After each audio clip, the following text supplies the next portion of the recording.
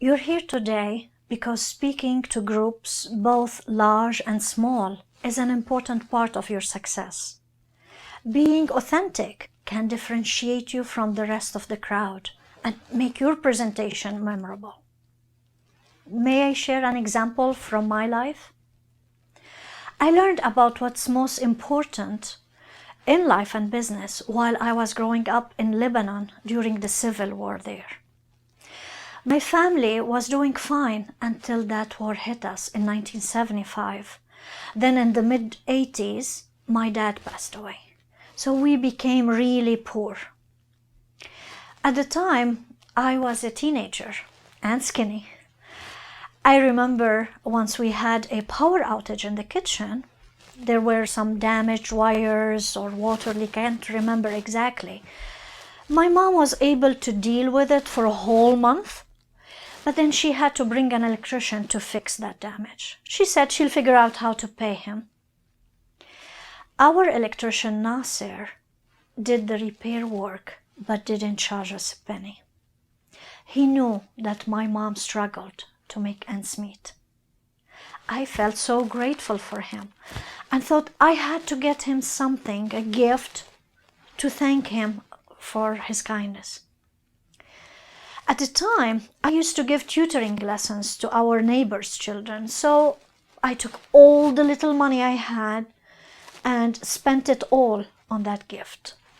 It was a small crystal statue of a cute donkey with a hollow place in the middle, like a potpourri where you can put rose petals or candies. I thought this would be the perfect gift for Nasser and his wife, who just recently got married.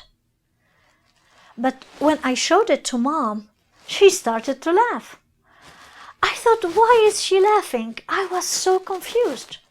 I was even hurt. I said, Mom, this is not cheap glass. It's expensive, authentic crystal.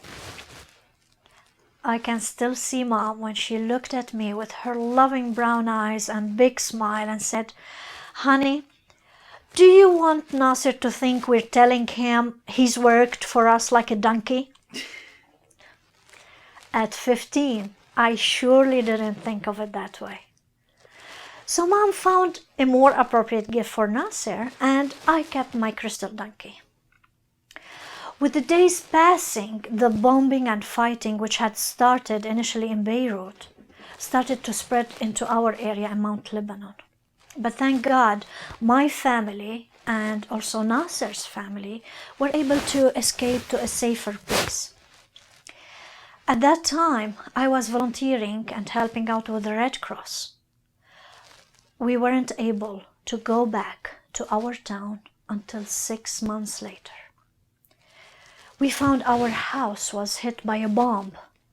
Then it was intentionally put on fire.